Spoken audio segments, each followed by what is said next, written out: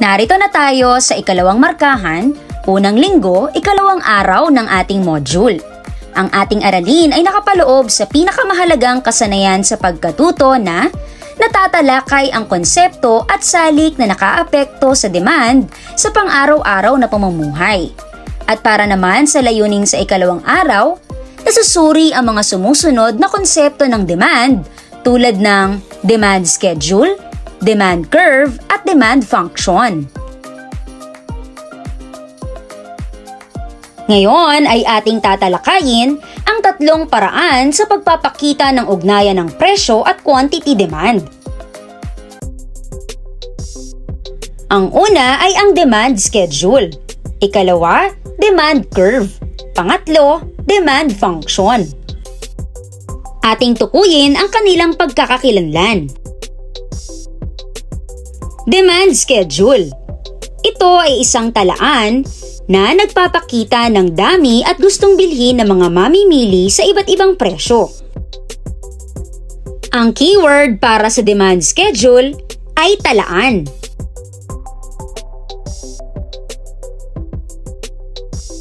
Halimbawa, narito ang demand schedule para sa face mask. Makikita sa kaliwang bahagi ang presyo bawat piraso ng face mask. At sa kanang bahagi naman ito ay ang quantity demand o bilang ng handang bilhin ng mamimili. Kung ang halaga ng face mask ay piso, 50 piraso ang quantity demanded ng tao. Kung ito naman ay tumaas ng 2 piso kada piraso, makikitang bumaba ang quantity demanded ng mamimili sa 40 piraso. Gayon din kung tumaas ito sa 3 hanggang 5 piso, ay bababa ang quantity demanded sa 10 piraso.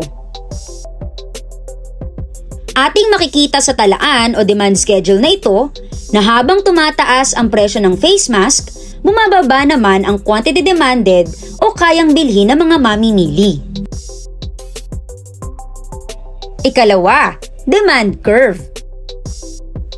Ang demand curve ay isang grapikong paglalarawan ng salungat na ugnayan ng presyo at quantity demanded ng mga mamimili. Ang ating keyword para sa demand curve ay grapikong paglalarawan. Narito ang halimbawa ng demand curve para sa face mask. Makikita sa kaliwang bahagi ang demand schedule na tinalakay natin kanina. Ating i-plot ang mga datos. Kung ang halaga ng face mask ay 0, ang quantity demand ng tao ay 60 piraso. Kung ang presyo naman ay piso, ang quantity demand ng tao ay bababa sa 50 piraso. Kung tumaas ang presyo ng face mask sa 2 piso, makikita ang naging 40 pieces na lamang ang quantity demand ng mga mamimili. Nang ito ay tumaas sa 3 piso, bumaba ang quantity demanded ng 30 piraso. Gayon din kung ito ay tumaas ng 4 hanggang 5 piso.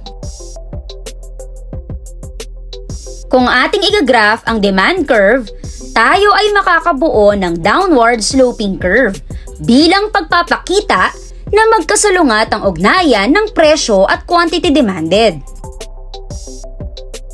Ang panghuli ay ang demand function. Ang demand function ay matematikong pagpapakita sa ugnayan ng presyo at quantity demanded. Ang formula ay QD is equal to A minus BP. Ang ating keyword ay matematiko. Ating unawain ang formula ng demand function. QD stands for quantity demand. Ito ang tumatayong dependent variable. Ang P naman ay ang presyo na tumatayong independent variable. A is the symbol for intercept o bilang ng QD kung ang presyo ay 0. B stands for slope. Ito ay nagpapakita ng sukat ng pagbabago ng QD over pagbabago ng presyo.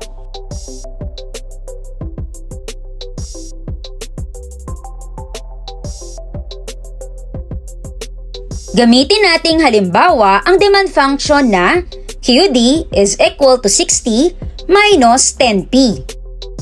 Kung iyong papansinin sa demand schedule, ang datos ay hindi buo.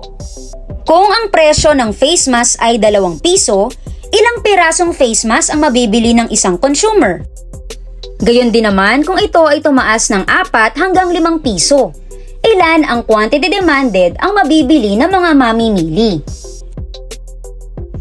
Subukan nating kalkulahin ang mga sumusunod. Kung ang presyo ay 2 piso, ilan ang quantity demanded?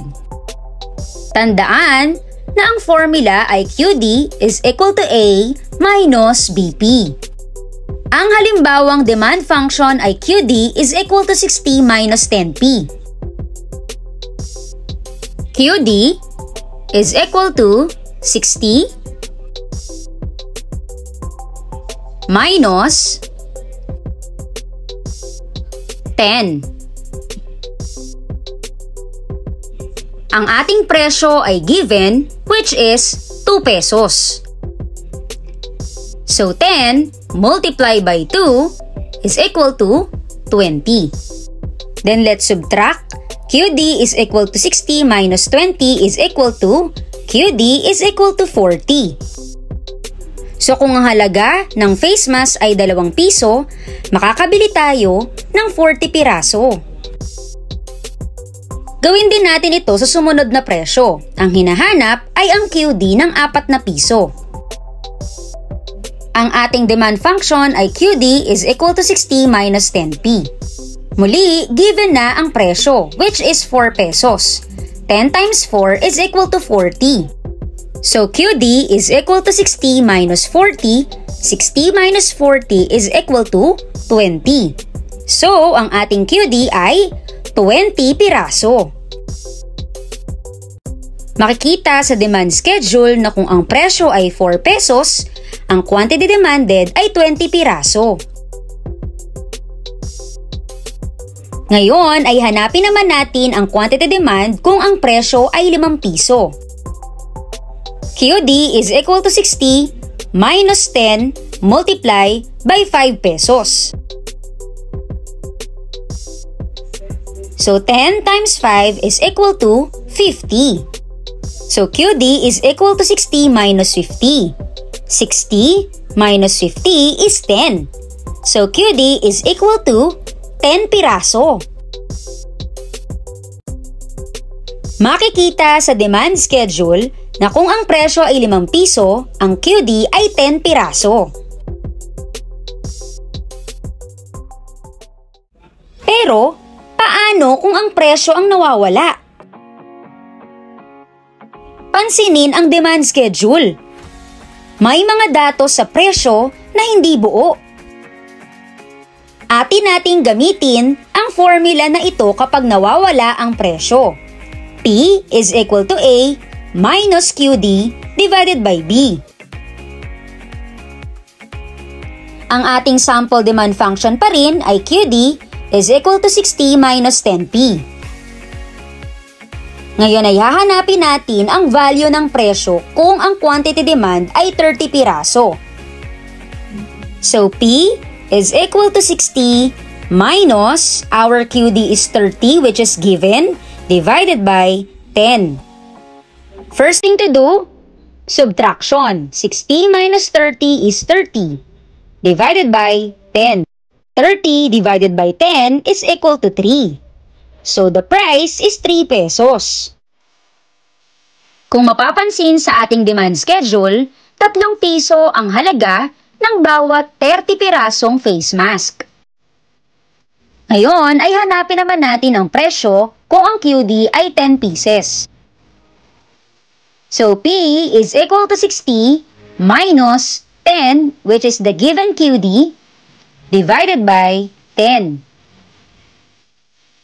So 60 minus 10 is equal to 50, divided by 10. 50 divided by 10 is equal to 5. So ang presyo ay 5 piso.